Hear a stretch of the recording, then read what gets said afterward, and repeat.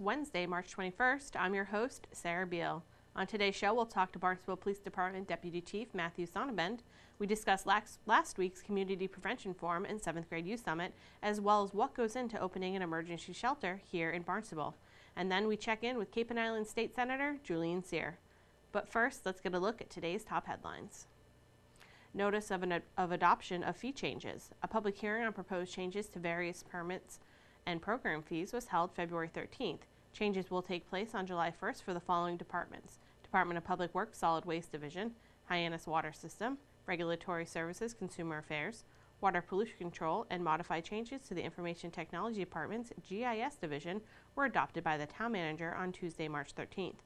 These changes may be viewed on the Town website at townofbarnstable.us or in the Town Manager's office. In the event of a winter storm, the Town will activate the Storm Alert feature on our website. The Department of Public Works will share actual road plowing activities. Also available to residents is a storm information line that can be accessed by dialing 508-862-4636, which will be updated with the same information from the DPW. Our town social media sites on Facebook and Twitter will also be updated during any storm event. The 2018 Department of Public Works Snow and Ice brochure has been updated. You can view the brochure by visiting the town website.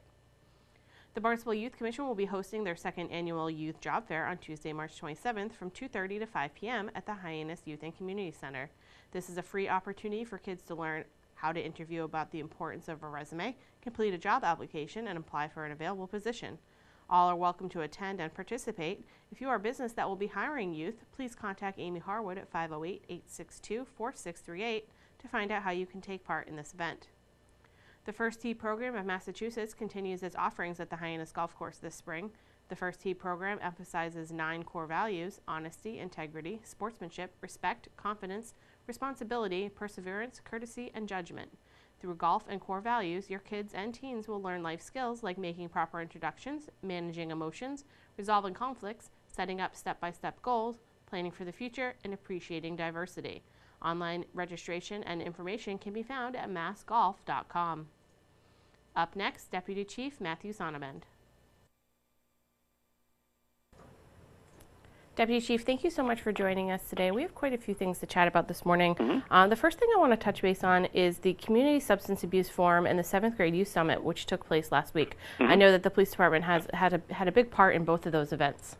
Yes, we did. We had several officers, Sergeant Mark Butler, Detective David Foley, Detective Kevin Connolly, and Officer Corey Fredrickson did participate in a panel for the Substance Abuse Forum and really put out a lot of good information, not just verbal information, but slides and visuals that parents could see what we're seeing on our end that youth are being involved in at the schools, or not necessarily in the schools, but the school-age children, particularly the 7th and 8th graders and high school-age children, and what parents might be seeing, and different resources that they have that they can get in touch with if they have any questions about what they might be encountering.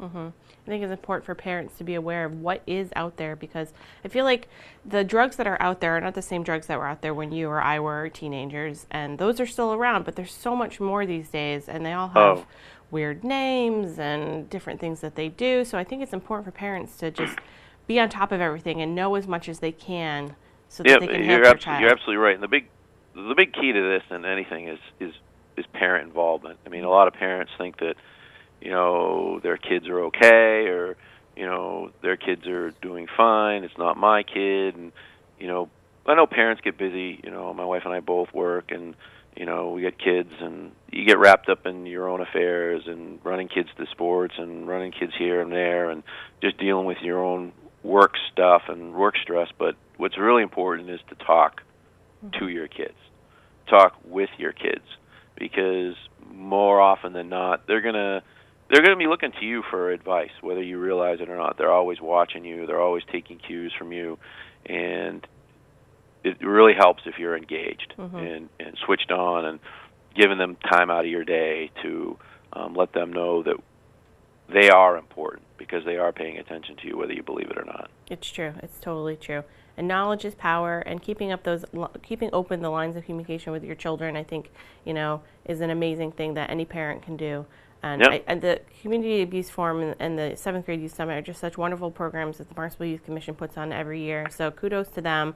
This is their 4th year presenting, and can't wait to see what they do for next year's event. No, awesome. It is awesome, and I would really like to see a lot more people take advantage of it and get out there and hear what they have to say on at these summits, but not just at these summits, but on a daily basis, and pay attention to what information is being put out from the schools in different areas, and just educate yourself and listen to what your kids are saying. Wonderful. And be nosy. Yes. Be nosy. They're your kids. They're not your friends. Yes, be nosy. Because, it's okay. We all know the kids are just going to say, "How was school today?" "Yeah, everything was fine." Yeah. Well, you got to take a little bit more than that. Get a little more interested in your kids. Yes, wonderful. Thank you so much for talking about that. No problem. I wanted to also discuss, there was unfortunately a pedestrian accident over the weekend on C Street.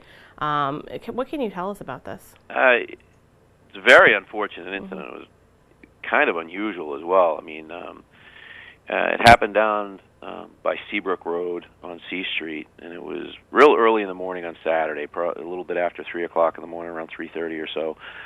And there was a driver coming out of Seabrook Road and saw what apparently was, or thought was, what he thought was, I suppose, garbage bags in the street, and struck the garbage bags and kept driving. But then realized, hey, my car really isn't driving very well, so pulled over onto a side street, Summerside Lane, and that's when he found out that he had struck a man that had been, I don't know, sleeping or something, laying down, or passed out, somehow laying down in the road, and struck him. The driver called the police. We came out there. We did find that the person that was struck was severely injured, however, still alive, and they were transported to a Boston area hospital for a trauma center by MedFlight. As of right now, the most recent information I have is that this person is still seriously injured, however, in stable condition from what I've heard, what I've been told most recently.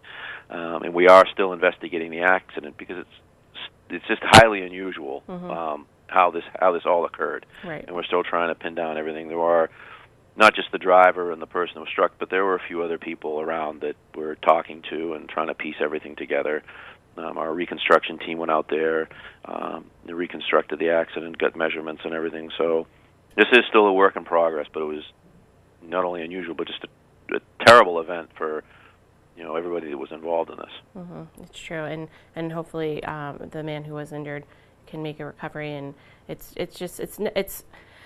when you see something in the road, I just think, don't. I Why always run it over? Yeah, I always go around anything that's in the road because you never know what it could be. I mean, it could be a bag, but you don't know what's in the bag, or you think it's a bag, and I mean, unfortunately, early in the morning, late in the evening, you don't know what things are. So. Well, exactly, and unfortunately, in this day and age, people don't really pay as much attention to driving as they should.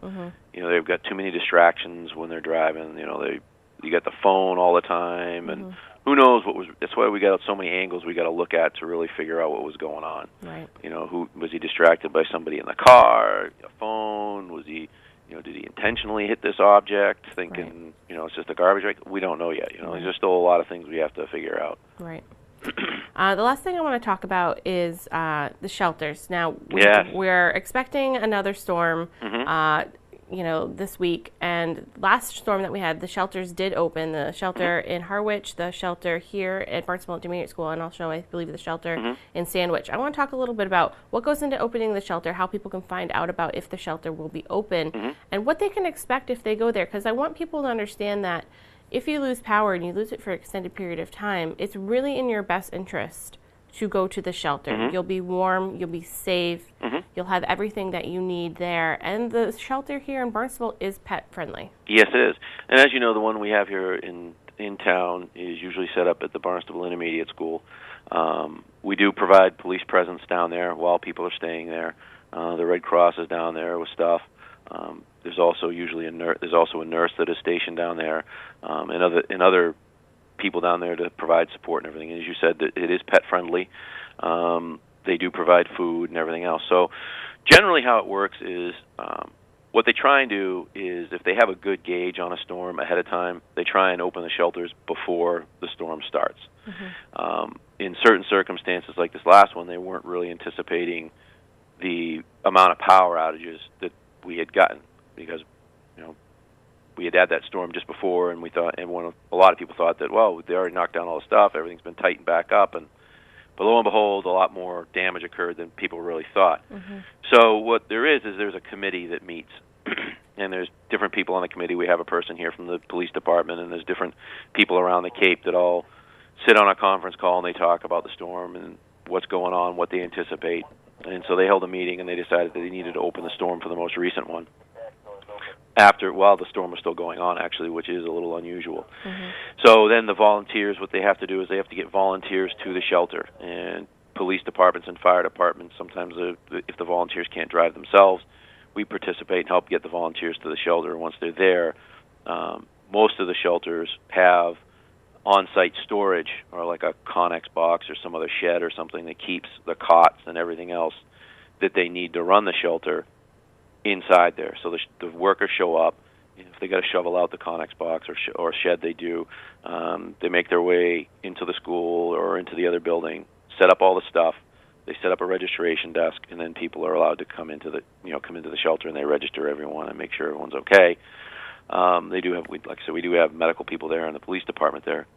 Now, once the decision is made to put it out, the Barnstable County Regional Emergency Planning Committee usually puts out a press release or sends information to local media that the shelter has been opened. If we get the notification, the town will put it up on their website. We'll put it up on our website or on our Facebook. And usually the Barnstable County Regional Emergency Planning Commission, you can go to their website and they might have something. If all else fails, you can always call the police department or fire department and ask them, hey, has the shelter been opened? And we should be able to tell you what the status on the shelter is. And if not, sometimes there are other options that are open for short durations, like warming zones or warming rooms or warming spots where maybe not a full shelter and you can't spend the night, but you can at least come and get warm and maybe get a few necessities and get some help if you need some help. So those are other options that are open. Wonderful. But that's generally how it works, how they decide to open the shelters. Now, if you do go to a shelter, you got to remember that although there may be some basics there, there's a place to sleep. They might provide some toothbrush and shaving kit or whatever, but you need to bring some clothes for yourself. Plan on being there for 2 or 3 days. Bring some clothes with you, any medication you might need. Bring that stuff with you, the real necessities that you might need to be on your own for a couple of days. The shelter will have food and stuff, but they're not going to have everything suited to your individual need that you might necessarily have to have. Right. So keep that in mind. And the best thing to do is, especially around here, when storm season comes, and we all know that you get hurricane season and you get the winter, have a little bag maybe ready to go. Just put in there some extra stuff and whatnot. So maybe all you got to do is grab medications on the way out the door or whatever, but have a little bag ready to go in case you're going to go. In case you think that you might be subject to losing power. And most of us know that through past experience, whether we tend to lose power in a storm or not. And if you're one of those people, have a little bag ready to go and whatnot. And getting to the shelter, you can always call the police department or fire department. And if you can't get there on your own, we'll find a way to get you there. Exactly. I think it's important for people to know that the shelter is there for people to use, and it's hardy New Englanders tend to be like, oh, I don't need to go to the shelter, but really, if you've been without power for 24 hours in this kind of winter weather we've been having, it's probably in your best interest to go to the shelter. You just want to make sure that you're safe and your family is safe. So thank you so much for talking to us about all these things today. I really appreciate it, and look forward to chatting with you or the chief next week. Or maybe somebody else. Exactly. Thank you so much. Have a great day. You too. Thank you. Bye-bye. Bye. My guest today was Deputy Chief Matthew Sonnabend. Now let's get an update from our Cape and Island State Senator, Julian Cyr. Julian, thank you so much for joining us today. Glad to be with you. We're going to talk a little bit about the storm that happened last week. I know we're kind of coming into maybe another storm this week, but let's talk about last week. It was pretty bad. We have had not only last week, but now At this point, we've had 4 nor'easters, 3 in quick succession, Yep. and then the January 4th storm.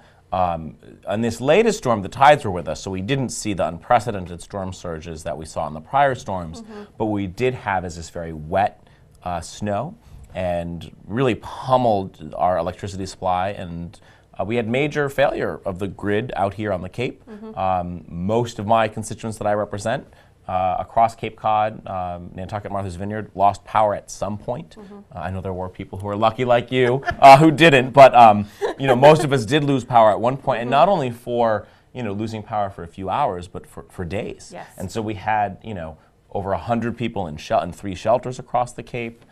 Really concerning, particularly given the vulnerable population we have. Yes. Certainly I think when storms like this happen here, you do certainly have down power lines and trees.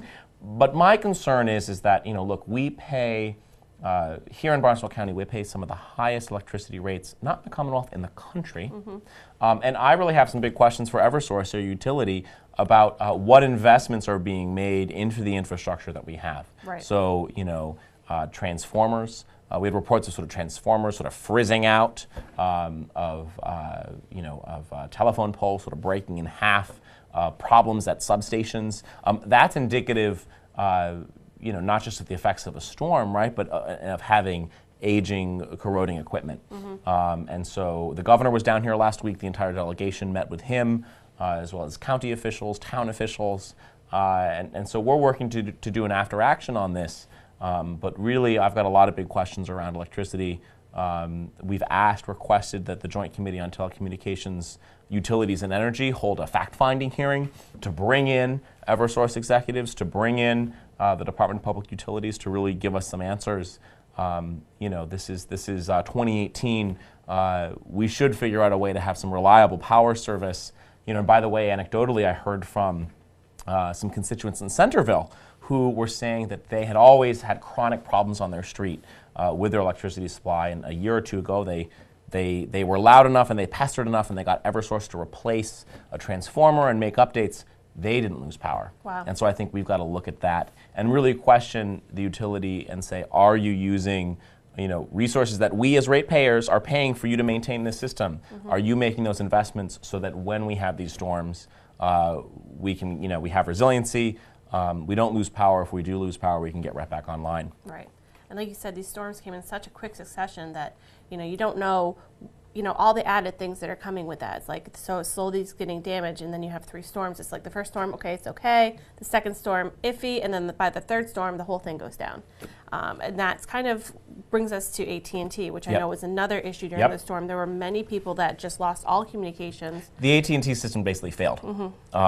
And also Comcast failed as well. Right. And so you had positions, particularly people are getting rid of their landlines. I don't have a landline. Me either. My parents in their home, they got rid of their landline a few years ago. And so you're in situations where I was at the shelter at Cape Cod Tech, and several people you asked to use, and I let them use my cell phone so they could call their children in other states and say, hey, I'm okay. Right. Really not acceptable. I think that there's a lot of lessons learned that are coming out of these storms. I think climate change is real and is happening. Cape Codders, have known that for some time. We're a hardy bunch. We're used to these sort of nor'easters. Right. But we need to do a better job around preparedness, around resiliency. The Senate last November passed a climate adaptation bill that I hope the House passes and that we send to the governor's desk. And then just last week, Governor Baker filed an environmental bond bill over, I think it's $1.4 billion, looking at coastal resiliency, looking at investments in infrastructure, yes, money for sort of coastal infrastructure, beach nourishment, seawalls, but also looking at road infrastructure. The amount of, sort of the flooding that we saw on 6A, in Chatham, in Provincetown, and Nantucket. How do we look at that? I think if we're being honest, I think, with a rising tide, with rising sea level, we are going to have to, I think, change how we do some of our business here and have to make some hard choices. But I think we need to really have a process to have those conversations and be prepared for that. So I'm really looking forward to taking this up. Hopefully we'll see some significant resources coming to Cape Cod, coming to the islands. I do represent sort of the most coastline of any any legislator in Massachusetts. So hopefully we'll get our fair share there because we need it. Wonderful. It's all good to hear. We want to move on. We're going to talk about the Nuclear Decommissioning Advisory Panel is having a public meeting tonight at Cape Cod Community College at 6:30. What can you tell me about this meeting Yes, tonight? so this is something that actually I had worked on establishing this decommissioning panel prior to joining the Senate when I worked at the Department of Public Health. I know these issues pretty well. We're entering a really critical phase in the saga that is Pilgrim, and that is this plant is slated for closure next year. There's a number of safety concerns while the plant is operating, but the interests of a whole host of folks in the region, yes, many constituents and folks in the Cape who've been concerned about the safety of this plant, but also the town of Plymouth and people who work in this plant. You know, how we go about the closure and decommissioning process in the next several years is going to dictate whether or not you and I are talking about Pilgrim Nuclear Power Station as a real threat to the region for the next several years or the next several decades. Right. So the decommissioning panel is having a meeting tonight. They're going to be at Cape Cod Community College, and the entire delegation, led by myself and led by Senator DiMacedo, who represents the Upper Cape and, of course, Plymouth, will be presenting a series of recommendations that we have to the decommissioning panel and that we have to the administration. We need to file some legislation to hold Pilgrim a little more accountable. I think we're going to need to get some money for those recommendations to be implemented. And so we'll be presenting that tonight. But really a critical moment in Pilgrim Nuclear Power Station. I continue to be concerned about this plant. I've called for this plant to be closed numerous times. But with this plant closing, we really have to do our due diligence to make sure the interests of the Commonwealth, and particularly those of us who live out here on Land's End, are protected. Yeah, it's a very sensitive and it's a difficult issue to deal with. So I'm glad that that's something that you've kind of and there's no daylight, you know, in the delegation on this. I mean, this is a truly like on most issues, working very collaboratively in a bipartisan fashion. So I'm looking forward to being part of that conversation tonight. Wonderful, Julian. And encourage viewers to come. Oh, definitely. Please come. Come to Cape Cod Community College tonight at 6:30. Is there anything else you'd like our viewers to be aware of before I let you go? Well, I'll come back next month. Okay, good. I think we're going to have some big news on wastewater and being able to provide over $1 billion in relief to taxpayers on wastewater projects across the Cape. So let's talk about that next time. Great. All Sounds right. good to me. Thanks, Sarah. Thank you, Julian. My guest today is Julian Sears, the Cape and Island State Senator.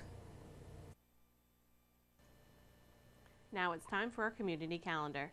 The Barnstable High School Drama Club presents their spring production of She Loves Me. Considered by many to be the most charming musical ever written, She Loves Me is a warm romantic comedy with endearing innocence and a touch of old-world elegance. Performances continue this weekend with shows on March 23rd and 24th at 7 p.m. and a matinee at 2 p.m. on the 24th. For more information or to buy tickets, visit bhsdc.org. Join the Cape Cod Arts Center in celebrating the importance of visual arts for youth in the annual Cape-wide High School Student Exhibition, Beginnings. This exhibit will run from March 19th through March 25th. 10 students from each of the Cape's high schools are selected by their art department to partake in this annual exhibit. Cape Cod Art Center is honored to provide a professional gallery setting for students to showcase their art outside of their schools to gain exposure in the local community. The opening reception will be held this Friday, March 23rd from 6 to 8 p.m. For more information, you can visit capecodartcenter.org. Now let's take a look at this week's board, committee, and commission schedule.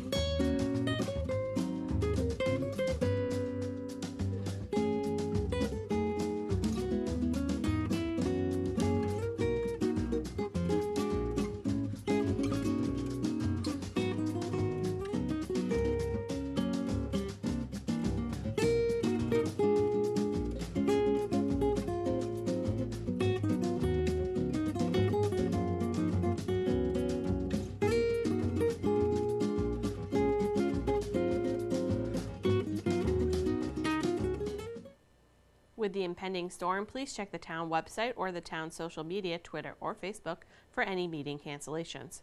Thank you for joining us today. We'll be back tomorrow with an all-new episode of Barnstable Today. On Thursday's show, we'll talk to Town Council President Eric Steinhilber about their upcoming joint workshop with the Board of Health. Then we'll check in with Town Manager Mark Ells. For Barnstable Today, I'm Sarah Beal.